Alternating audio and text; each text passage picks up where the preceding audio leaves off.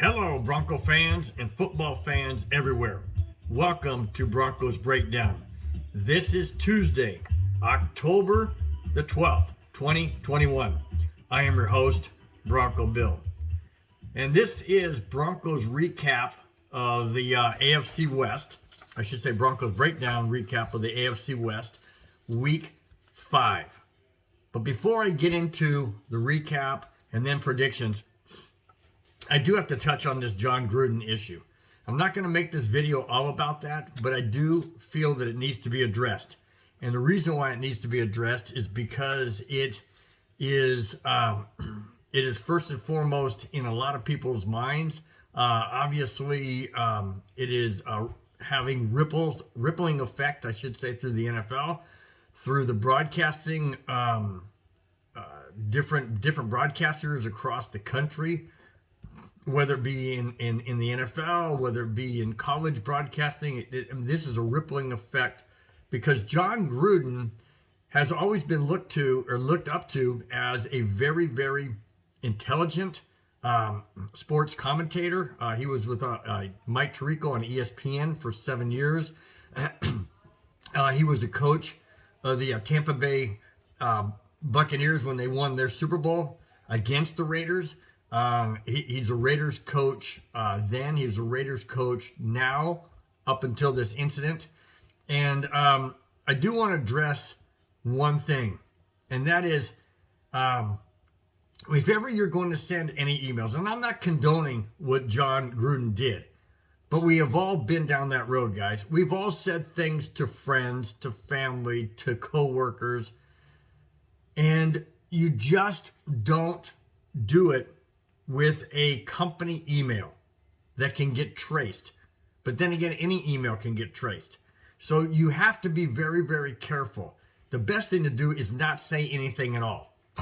But if you're going to say something, and I'm not condoning what he said, I'm just saying if you're going to say something, whether you're going to say something negative about your I don't know, your brother, your sister, whomever, your coworkers, your supervisor, your manager, whatever. If you're going to say something to someone, it's best to say it verbally when it cannot be traced. It's just going to be a hearsay. That being said, Jon Gruden, this was 10 years ago, guys, and I know people say things and do things and make mistakes. I get that. But I also don't feel that a person should be absolutely condemned on a one-time basis. Yes, there were several emails. Yes, it was more than one time within those emails. I'm talking about if he hasn't done or said anything since then, 10 years ago, it should be water under the bridge because he should have a second chance. If it happens again, and it resurfaces, let's say last year, the year before, then yes, then it's a problem, and I understand that people make mistakes. Are you going to condemn someone who, let's say, has one DUI or has slapped the girlfriend or a wife or something, and then apologizes and it doesn't happen again? Does that mean that they all of a sudden get divorced because of a one-time issue? I believe in second chances. I believe in giving a person the opportunity to correct themselves. Why do you think we have correctional institutions? Why do you think we have AA meetings or other things where people, have mental issues and they put them in an institution to give them a second chance? That's okay. You can have drug issues and commit all kinds of crimes, and they want to rehabilitate you and get you away from that and get you corrected. But a person can't say something, and a person doesn't get a second chance for things like that? That's all I'm saying, guys. I've always looked up to Jon Gruden as a person who's knowledgeable of football, who knows the game, who's a tremendous coach, I understand that what he did wasn't correct. I get that. But again, does that mean that he loses his job because of things that's happened 10 years ago? Even people within the media, people who know him, like Mike Tirico and Tony Dungy, have come out and said that they have not heard or even experienced any derogatory comments from Gruden in any way, shape, or form. And they're they have every right to think that because of their cover, who they are. But they said they have not experienced that from Jon Gruden. And they're saying he should get a second chance. Tony Dungy says he should get a second chance. And now Tony Dungy and Mike Tirico are being lambasted in social media because of their support for Jon Gruden. It's ridiculous, guys. It's ridiculous to not give him a second chance. That's all I'm saying. I move on. All right? That's my point. That's how I feel. I believe that people should get a second chance. If he proves himself to be that type of person, then yes, move on from him and so be it. But they're not giving him a second chance, and I totally feel that's wrong. Because we've all gotten second chances in life, guys. We all have. We've all made mistakes. We're not perfect. People say things. People do things. Give him a second chance is all I'm saying. All right, let's move on to the breakdown of Week 5 in the AFC West. Let's start with the Cleveland Browns at the Los Angeles Chargers. Final score in that game was 47-42. But that was a back-and-forth game. 100% entirely back and forth. The Browns had a lead, a 14-point lead, and blew it. Albeit the Chargers did come back and they did make some plays. But Cleveland had that game won. In their hand. They had that game. And they let it slip away and lost 47-42. Let's go to the Buffalo Bills at Kansas City Chiefs. Now this one really intrigues me from the standpoint that the Kansas City Chiefs have lost 3 games this year. And all 3 of them, I believe, have been at home. And that being said, I believe that's the first time in decades that the Chiefs have lost their first 3 games at home. They lost to the Buffalo Bills 38-20. Now that's a significant loss. I mean, 18 points. And Kansas City right now is reeling. I don't know if it's there's an injury to Patrick Mahomes that they're not talking about. I don't know if it's a situation where I don't know what it is. I really can't put my finger on it. I like it. I like the fact the Chiefs are losing. I do. But it's totally uncharacteristic of a Patrick Mahomes-led team in the last several years. So that dropped their record to 2-3. And the Bills went to 4-1. Let me go back to the game I said earlier. The Browns, by losing, went to 3-2. The Chargers, by winning, went to 4-1. Now, the Bears at the Raiders. Now, the Raiders lost 20-9 at home. Now, I'm kind of wondering if there were rumors or chatter or something about Jon Gruden prior to that game. It just totally seems uncharacteristic that the Raiders would only put up 9 points and not be as productive against the Bears, who, before winning that game, were just a 500 team at 2-2. The Raiders have fallen by the wayside after going 3-0. Just like Denver's gone 3-0 and they've fallen off. So with the Raiders' loss, that drops them to 3-2. And the Bears' win increases the record to 3-2. Now let's go to the Broncos at Steelers. Now, my last video I did on Sunday was very emotional and very heartfelt. And I expressed my disappointment and frustration with the Broncos. I'm not going to get into that here. That was last video.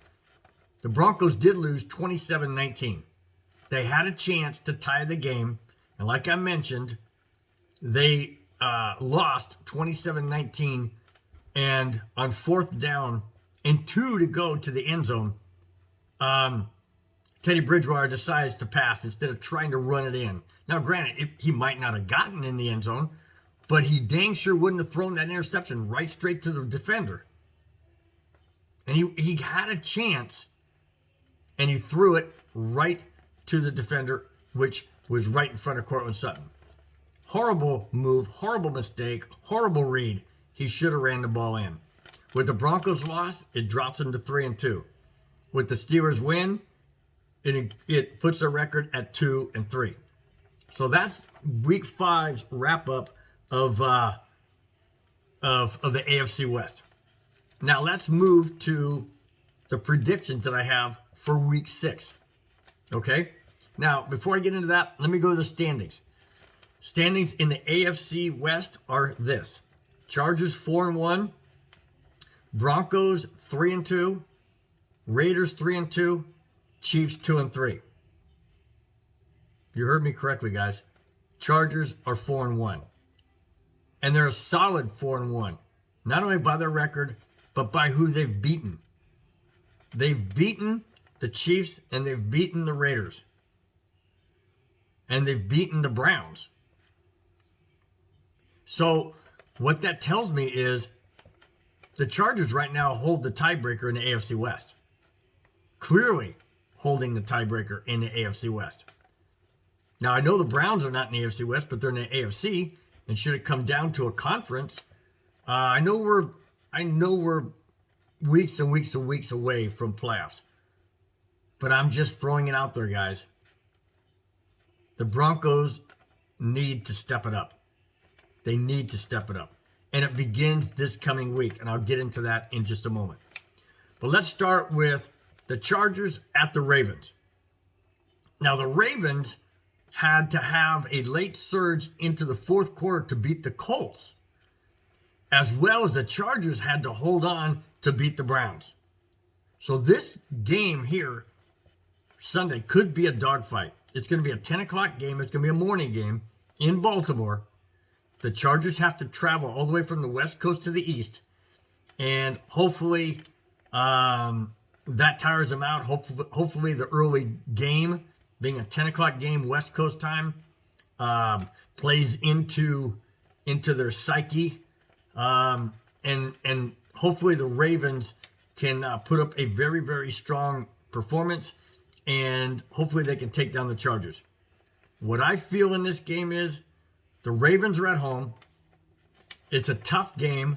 I have a feeling that when they played the Colts, they looked past the Colts of sorts and looked at this game and felt that this game was the game that they really had to focus on. And they almost lost to the Colts.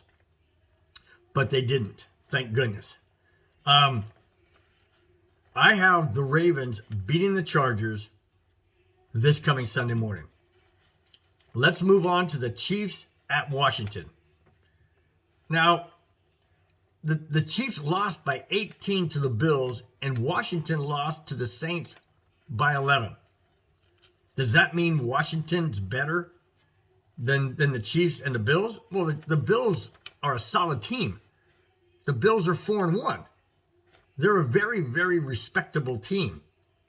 So I'm not saying that Washington is better than the Chiefs.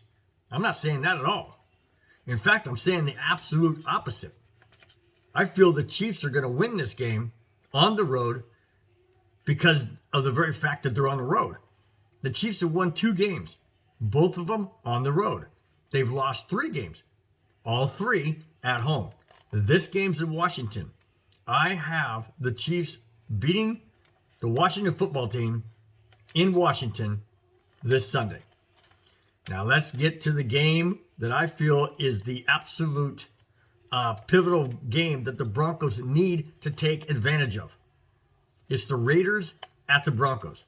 Now, before the whole Jon Gruden situation and obviously a huge distraction in the Raiders locker room as well as a coaching change, as well as a disruption throughout the entire league, the Broncos could not have had a better situation in their favor going into week 6. Absolutely what the Broncos needed. And I'm not saying that I'm glad that Jon Gruden is not the coach. I'm not glad. I like Jon Gruden. I respect Jon Gruden. I don't respect what he said, but that's a different story. I already got into that. I'm talking about his football mind and his ability to coach and his ability to know and study the game like he has and like he does and like he knows. That's what I'm talking about. But the Broncos caught a huge, huge break. And if Denver loses this game and doesn't take advantage of the disruption, the new, quote, head coach, interim head coach that the Raiders now have, this team's in trouble. This Bronco team is in trouble if they cannot take advantage of this situation. But let me throw a flip side in there. There's always two sides to a coin, guys. It's not always one-sided. This can motivate the Raiders to go out there and play hard because they respected Jon Gruden. Or, and again, I'm talking about his football mind, guys, not what he said in emails, okay? Let's get that clear. I'm talking about his football mind. If the players play hard because they respected Jon Gruden and his coaching ability, they could come out of this game and be totally fired up and catch Denver completely flat-footed, completely off guard. That's a possibility. The other possibility is they could come out, the Raiders that is, they could come out and play extremely hard for the new coach and say, you know what, we don't like anything Gruden did. We're glad he's gone. We like our new interim coach. We're going to play hard for him.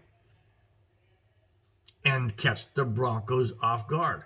That's totally, totally possible. But I'm banking on the fact that it's going to be a distraction. I'm banking on the fact that there's going to be interviews. There's going to be questions. There's going to be comments. There's going to be mixed feelings within that Raider locker room. And Denver needs to take advantage of that. They need to come out and make a statement. They need to play smash mouth football at Mile High Stadium with that raucous crowd wearing orange jerseys and making it difficult for the Raiders to even focus on football, let alone focus on everything else that's going on. So I have the Broncos winning this game against the Raiders. I'm not going to give a score. Yeah, you know what? I will give a score. I'll say Denver bounces back, goes toe-to-toe with them, but in the end, the Broncos win the game 27-17. 27-17 Denver over the Raiders. That's what I have. If those come to fruition, then that means the Chargers would drop to 4-2 after losing to the Ravens. The Chiefs would go to 3-3 after beating the Washington football team. The Raiders would drop to 3-3, and the Broncos would go to 4-2. That would put the Broncos and the Chargers tied for first at 4-2. The Raiders and the Chiefs tied for second at 3-3.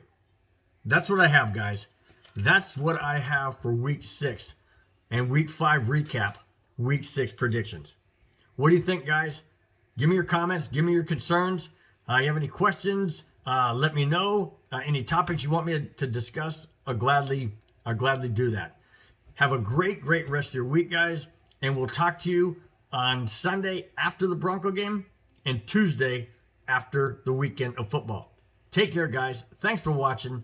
Thanks for subscribing. We'll talk to you then. Take care. Bye-bye.